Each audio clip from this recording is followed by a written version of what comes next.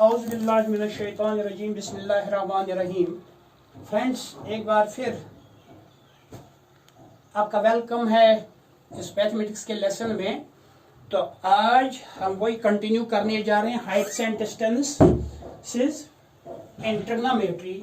तो इसी सिलसिले की कड़ी के तहत एक क्वेश्चन है। तो ये कहता है A kite is flying at a height of 60 meters above the ground. एक काइट की बात है। ये जमीन से 60 मीटर ऊंचाई पर है, यानी फ्लाई कर रहा है जमीन से 60 मीटर अबव।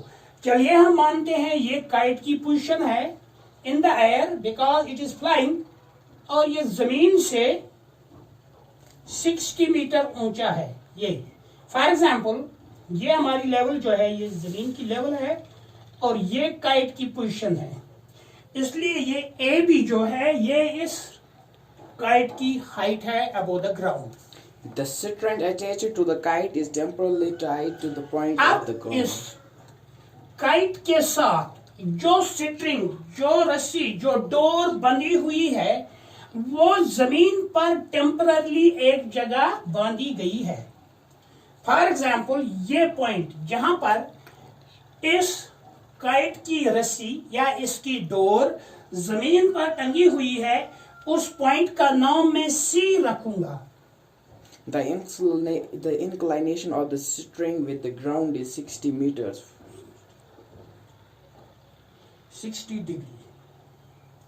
ये रस्सी जो है या इस काइट की डोर जो है ये जमीन के साथ, यहां पर जहां पर ये जमीन के साथ बंधी हुई है वहां पर 60 डिग्री का एंगल बनाती है।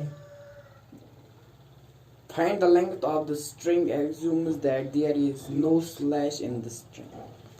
तो ये हमसे पूछता है ये क्वेश्चन कि भाई आप इस रस्सी की लंबाई मालूम करो, जबकि ये सपोज किया गया, ये फॉर ग्रांटेड लिया गया है कि इसमें कोई स्लैक नहीं है। दैट मीन्स ये पूरी तरह तनी हुई है, इसमें कोई ढीलापन नहीं है। अगर ढीलापन होता तो then it would have taken this shape, लेकिन ये इसमें स्लैग न होने की वजह से पूरी तरह तनी हुई है। और ये कहता है कि आप इसकी लंबाई मालूम करो।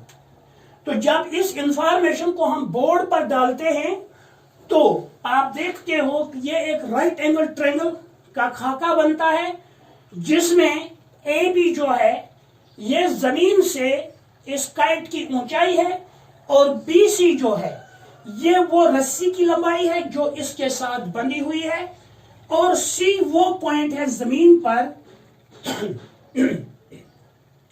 जहां पर ये रस्सी बंधी हुई है। तो हम क्या लिखेंगे, let A B is the height of kite above the ground, above the ground,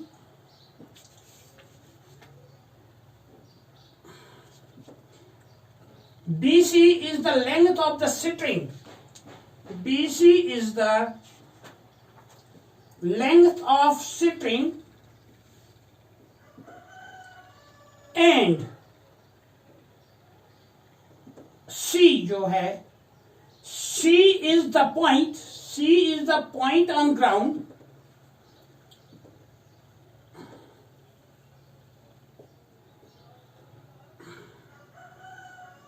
where the string is tied. String is tied, जहां पर इसकी ये रस्सी जमीन पर बांधी गई है वो पॉइंट C है। तो अब हमें अगर इस रस्सी की लंबाई मालूम करनी है, इस डोर की लंबाई मालूम करनी है, तो हम क्या देखते हैं, सबसे पहले इस शक्ल में अगर देखेंगे, इस राइट एंगल ट्रायंगल में एक एंगल दिया हुआ है और इसका अपोजिट साइड दिया हुआ है, जबकि हमें ट्रायंगल के हिसाब से इसका हाइपोटेन्यूज निकालना, और वही हाइपोटेन्यूज जो है इस रस्सी की लंबाई है। थोड़ा सा रिकॉल कीजिएगा आप लोग कि एक ऐसा रेशो, ट्रिग्नोमेट्री का वो रेशो जिसमें opposite side to the given angle, और हाइपोटेन्यूज का रेशो लिया जाता है, उसको हम साइन रेशो कहते हैं। इसलिए हम लिखेंगे इन ट्रायंगल एबीसी ट्रायंगल में sine of 60 degree is equal to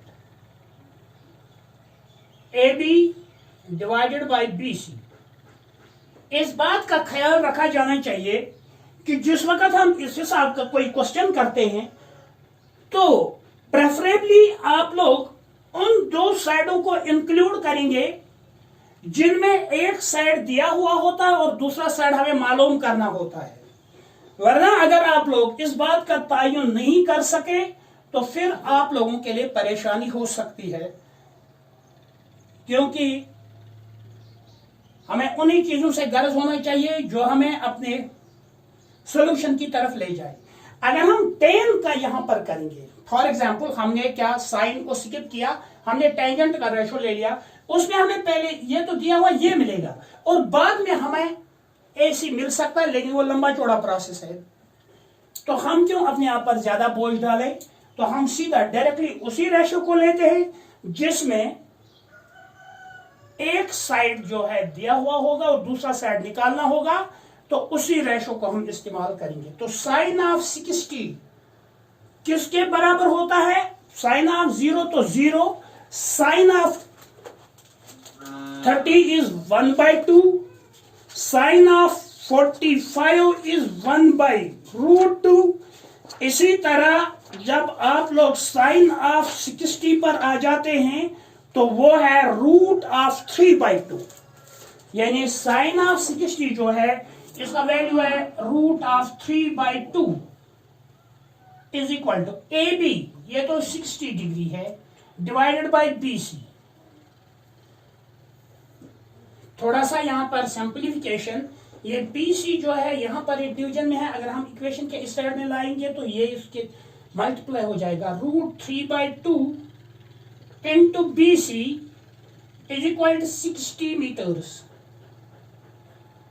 BC हमें बराबर आएगा 60 meters into 2/√3,